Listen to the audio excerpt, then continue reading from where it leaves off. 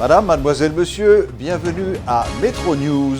Voici les principaux titres qui seront développés aujourd'hui. La sentence est tombée. Guy Philippe, le sénateur élu de la Grand'Anse, est condamné à 9 ans de prison par la justice américaine. Les villes de Jérémie et d'Ansavo ont été frappées par une légère secousse sismique de magnitude 4,5 sur l'échelle de Richter. 2 nouveaux ambassadeurs sont accrédités en Haïti. Il s'agit de Hiroyuki Makiushi, qui représente le Japon, et de Madame Ingrid Molenstadt de la Norvège. Metro News vous est apporté par HeyTrack. HeyTrack vous invite à gagner des cadeaux avec l'huile moteur mobile Delvac. Grattez l'étiquette jaune, découvrez votre code, envoyez-le au 81 10, réclamez votre prime au bureau mobile. L'huile mobile Delvac est représentée en Haïti par HeyTrack.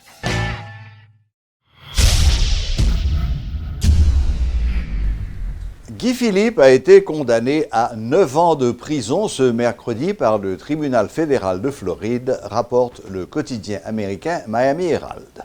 Élu sénateur de la Grand'Anse aux dernières législatives, l'ex-commissaire de police avait été arrêté à Pétionville au début du mois de janvier par la PNH et transféré le jour même aux États-Unis. Il avait plaidé coupable devant la justice américaine des faits de trafic de drogue vers les États-Unis et de blanchiment d'avoirs issus du trafic de stupéfiants. Il lui était reproché d'avoir assuré, lorsqu'il était policier, la sécurité de plusieurs chargements de drogue destinés aux États-Unis. L'intéressé aurait en outre reconnu avoir reçu de 1,5 à 3,5 millions de dollars entre 1999 et 2003 pour assurer le transport vers Miami de plusieurs cargaisons de drogue. Par ailleurs, la DEA avait détecté des transferts suspects depuis certains comptes de l'ex-chef des rebelles dans des banques équatoriennes et haïtiennes d'un montant dépassant les 300 000 dollars. La PNH disposera très prochainement d'un hôpital à bon repos consacré aux soins des agents et de leurs familles, annonce l'inspecteur Jean-Miguelite Maximé. Le chef de cabinet du directeur général de la police nationale a précisé qu'un corps médical va être créé au niveau de la PNH et que le recrutement des médecins va bientôt intervenir. Cette création entre dans le cadre des mesures destinées à renforcer la confiance des agents de police envers l'institution, a expliqué l'inspecteur Maximé. Et je dis, il y a des dispositions qu'on prend pour que les policiers se sentent mieux encadrés, ou valoriser le plus, pour le sentir qu'il a fait carrière dans l'institution. Mais on est d'accord avec moi que le salaire du policier, ce n'est pas la direction générale qui en décide. Le DG avait voulu également que nous ayons un hôpital. Nous avons environ 15 000 membres. Et si chaque policier gagne 2, 3, 4, 5 petites, plus madame, on va comprendre que nous gagnons une population de monde qui est autour de policiers qui entre 60 et 80 000. Si on a l'hôpital pour nous aller, il y a un problème qui résout. Il y a une petite malade, madame ni malade, il y a lever le travail parce que connaît les gens, il y a une ambulance qui vient chercher. Il y a des médicaments, il n'y a pas besoin de corps pour le dépenser dans l'immédiat. Il ne peut pas prendre des décisions pour avoir un corps médical. Nous allons recruter des médecins. Nous allons recruter de jeunes médecins. Nous allons recruter des médecins seniors également pour encadrer les jeunes policiers. Et il s'agira de personnel en uniforme. Et m'assurer qu'à l'occasion du 23e anniversaire PNH, nous avons un corps médical qui a défilé, des gars avec blouse, des gars avec stéthoscope. Bon docteur. Bon docteur, qui a défilé. Tout cela, c'est pour mettre les policiers en confiance, pour sentir que il y a des gens qui ont réfléchi pour lui. Il y a des gens qui ont réfléchi pour lui pour que nous ayons demain meilleur. Donc c'est ça, on a fait pour les policiers en confiance. La bonne nouvelle, c'est que l'hôpital là. Il va être fonctionnel tout à l'heure comme ça. Si, nous, au niveau du recrutement du personnel. Ok, mais on a pour service là. Qui est-ce qui a bien droit? Qui est-ce qui a bien accès à aller? Le policier et sa famille et les membres de sa famille ou oui, pas? le policier et les membres de sa famille. Une légère secousse sismique a été ressentie mardi à Jérémie dans la Grand'Anse et à Ansavo dans les Nippes, créant une situation de panique.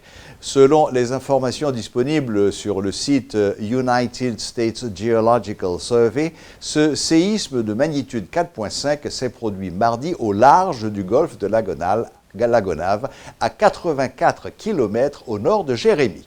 Pour sa part, l'unité technique de sismologie du Bureau des mines et de l'énergie a informé que l'épicentre de ce séisme n'est localisé sur aucune faille majeure connue en Haïti. Le président de la République, Jovenel Moïse, a reçu le mardi 20 juin au Palais national les lettres de créance de 2 nouveaux ambassadeurs. Il s'agit de M. Hiroyuki Makiuchi, ambassadeur extraordinaire et plénipotentiaire du Japon, et de Mme Ingrid Mollestad, ambassadeur extraordinaire et plénipotentiaire du Royaume de Norvège. Ces 2 nouveaux ambassadeurs ont profité de l'occasion pour renouveler l'engagement de leurs pays respectifs au renforcement des liens d'amitié et de coopération entre leur pays et Haïti.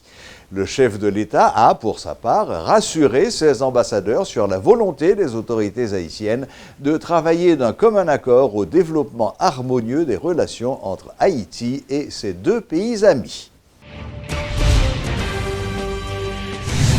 L'Association haïtienne pour le développement des technologies de l'information et de la communication, l'ATIC, organise la grande finale de son traditionnel concours Innovatique à l'intention de la jeune génération d'entrepreneurs passionnés de nouvelles technologies. Organisé par la Fondation Sogebank et l'initiative Stéphane, l'objectif de cette activité est de sensibiliser le public et les businessmen en particulier sur l'importance des outils de télécommunication.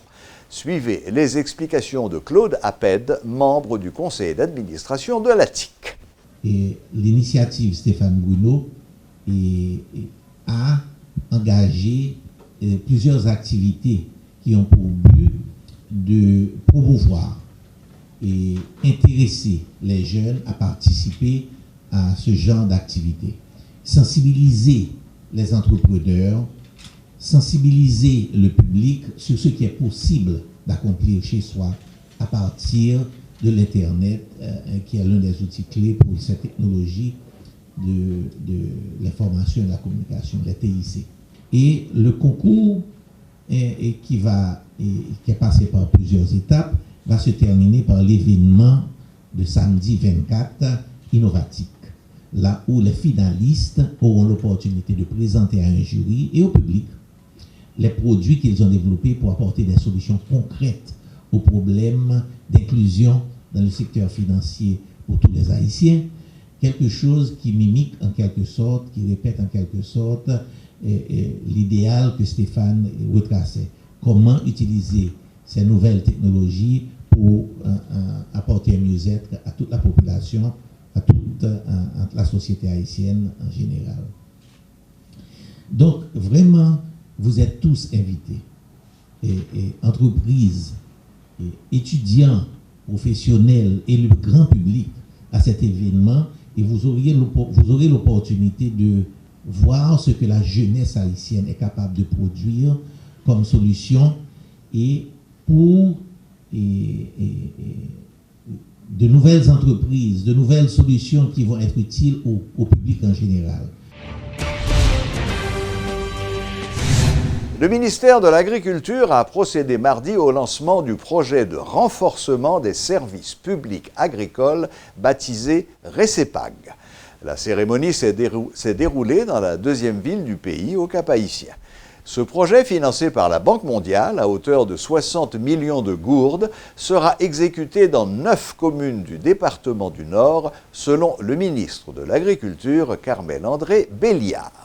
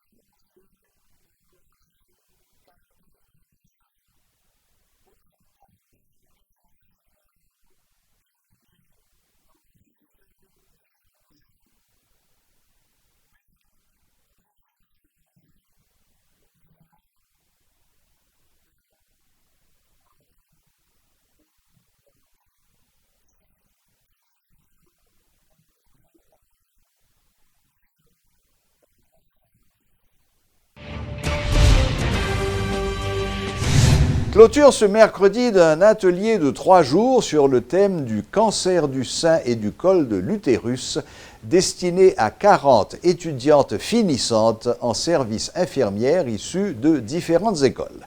Une activité organisée par le ministre de la Défense qui vise à sensibiliser ces futurs professionnels à l'importance de la prévention de ces deux maladies.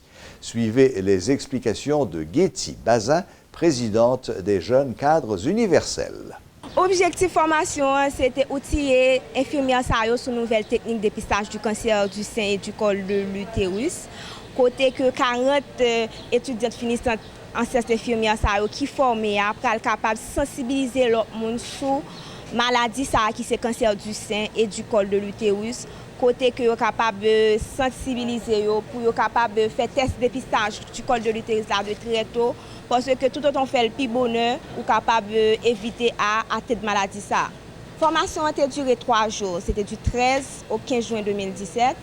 Côté, pendant 3 jours, ils ont pris en formation avec des formateurs que nous avons gagnés de MSPP, qui ont parlé de cancer du sein, cancer du col de l'utérus, qui fait pratique avec eux sur comment ils sont capables de faire dépistage cancer du col de l'utérus et palpation pour cancer du sein.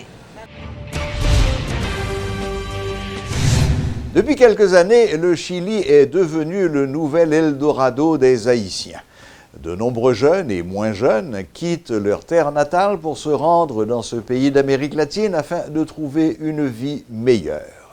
Plus d'une centaine de citoyens haïtiens prennent chaque jour un billet sans retour dans l'espoir de trouver un travail, de bénéficier d'un système éducatif de qualité ou encore de disposer d'un meilleur pouvoir d'achat.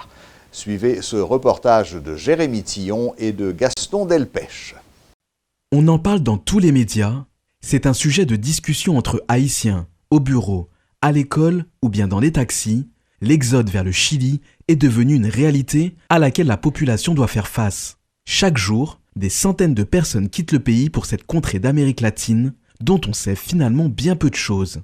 Rencontré à l'aéroport Toussaint-Louverture, juste devant les portes d'accès menant à la longue file d'attente pour un départ vers le Chili, Jean-Pierre a bien voulu répondre aux questions d'une équipe de métropole. Aujourd'hui, il accompagne sa fille qui va embarquer dans quelques instants. La voie nouée, il nous explique les raisons de ce départ. Parfois, bagaille qu'on dû parce que même au point de vue l'État haïtien, mon qui déjà en priorité quand job l'État c'est les qui travaillent. Même si nous la fini classe, c'est pour sortir en province et pas facile pour trouver un petit job. Il faut plus que il faut même passer l'argent je nous dépenser à sous quitter l'État pour vivre à qui. Mais même pour insécurité, obligé de déplacer, faire déplacer. Nombre d'Haïtiens ont dû faire d'énormes sacrifices pour amasser la somme requise pour payer le billet d'avion, l'hôtel, ainsi que les documents administratifs demandés. Certains ont vendu leur tap-tap, d'autres ont emprunté de l'argent à leur famille. Jean-Pierre a dû lui aussi trouver une solution pour sa dernière fille. Le petit combat can, petit combat bœuf, petit combat lait, petit combat maçon, et puis je pas trop me tripoter qui dit bon mon cher, pour me d'aller d'eau juste pour tout monde aller parce que trop encore. La situation économique du pays ne permet pas d'avoir une perspective sur le long terme. La nouvelle génération refuse de souffrir comme l'ont fait leurs aînés. Parce que si mon n'a gain droit là, pendant il faut qu'on affilié à que mon cap foncé des mauvais actes, cap rentrer tard. Obligé il gagne la crainte de ou pendant il mande pour rendre service, obligé accorder tout juste pour qu'elle puisse poser. Jean-Pierre a déjà un fils qui a fait le voyage en 2015. Il n'est jamais revenu au pays jusqu'à maintenant. Sa fille, qui était écolière à Port-au-Prince, aspire à suivre une scolarité normale, sans grève ni manifestation. Le cœur serré, il doit se résigner à laisser partir son deuxième enfant, vers une contrée inconnue.